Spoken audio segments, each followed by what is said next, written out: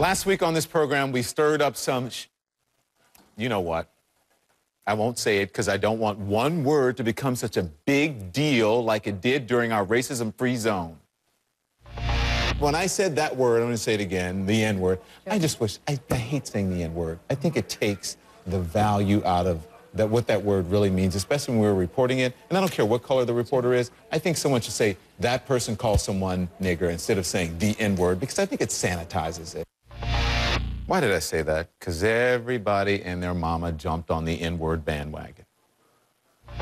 Don Lemon is an anchor at CNN. He's African-American, which is an important distinction. Well, no, it's not. He's a reporter. No, he's a reporter.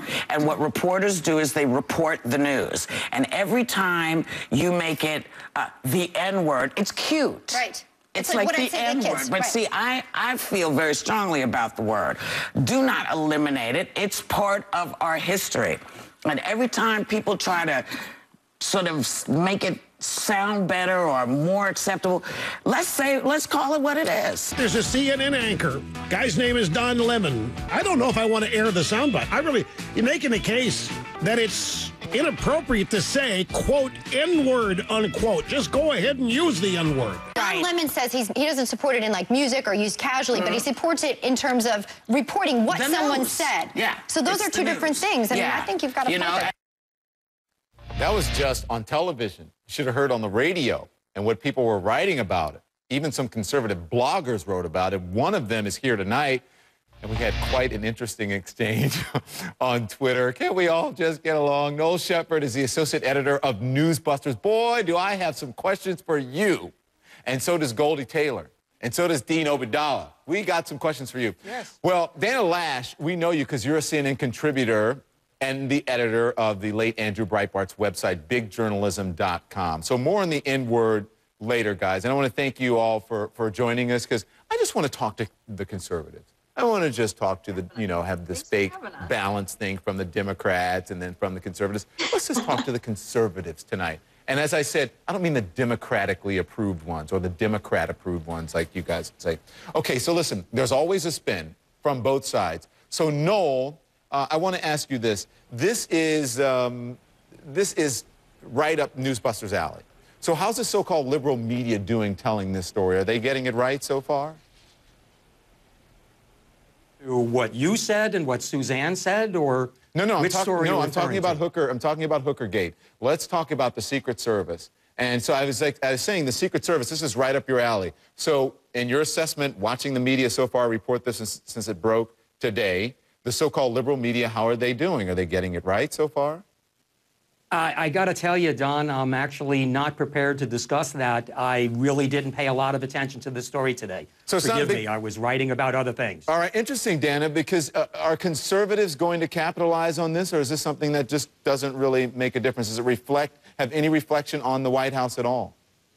Well, I think the thing that scares me the most is that you have Secret Service men who are assigned to protect the President of the United States, and then going down to Columbia, he's not being protected. You have them, they were supposed to, what are they, part of the advanced team? I think I read a little earlier today. I've been in Wisconsin here for a really fantastic rally with Americans for Prosperity and the Wisconsin Tea Party up here. So I came in, I was eating my dinner, I was looking at the story, and my first thought, Don, seriously, was, wait a minute. Now, I get we disagree with the president on policy. We disagree with Democrats, but I kind of have a problem with the people who are assigned to protect the president not being there protecting him. So that was my first thought, and that's what I was looking into first. Now, in terms of what the media has written or what they haven't written about it or any sort of spin, I haven't seen anything yet because I still think that people are trying to get the facts out there.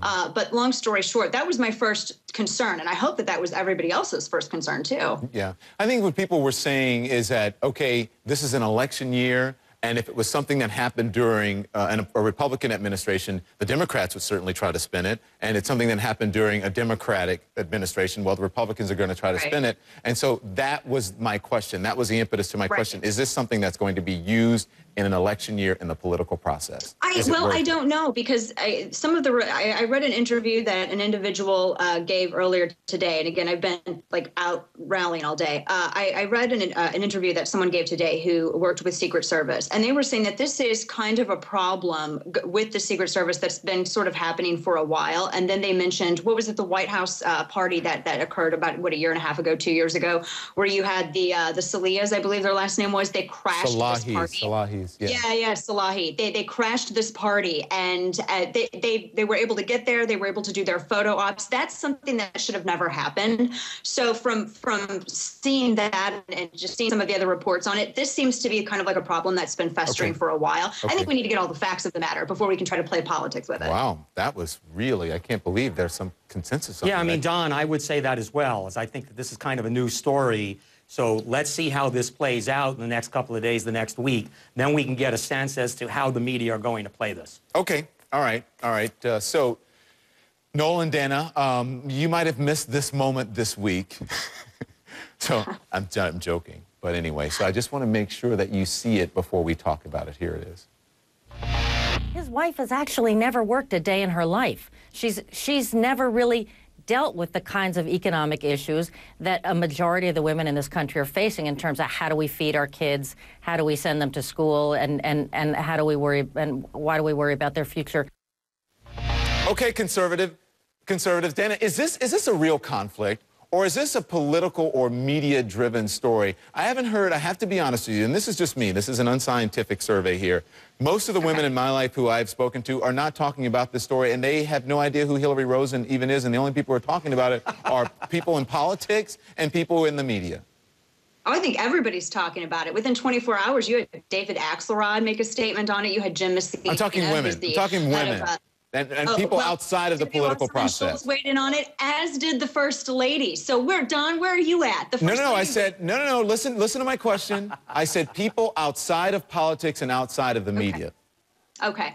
Oh, I think it kind of is a problem. I've ran into a lot of women today who aren't in the media, and I had lunch with some women earlier this afternoon who actually didn't go out to the rally, and they were saying, yeah, we had heard about this. It's a little bit unsettling because, we're mothers, we've raised children. It's kind of a problem. I think Democrats are realizing that they sort of have an optics problem when it comes to reaching out to some women voters. I mean, it's great to talk about the Lilly Ledbetter Act, which actually the Labor Secretary Solis said did not have any impact at all whatsoever. I think there's a problem with optics right now. You can't reach out to a voting bloc, which is going to drive the election. Let's be frank. Women, mothers especially, drive every election. They do. You can't reach out to a voting bloc while at the same time your party going out there and saying that there's a war on women, and then actually saying things like this about women. And it's not just, Hillary Rosen. We're talking about there's a Democrat down in Florida, Representative Randolph, who went off on a tirade against mothers on his Twitter feed and on Facebook just in the past several days.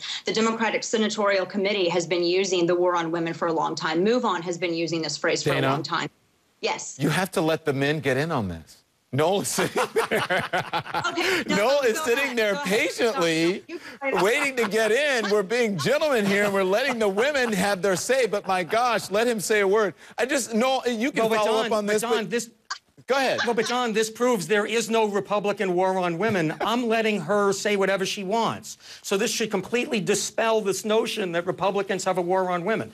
The reality here is this was a big misstep for the Obama administration and for the Obama campaign.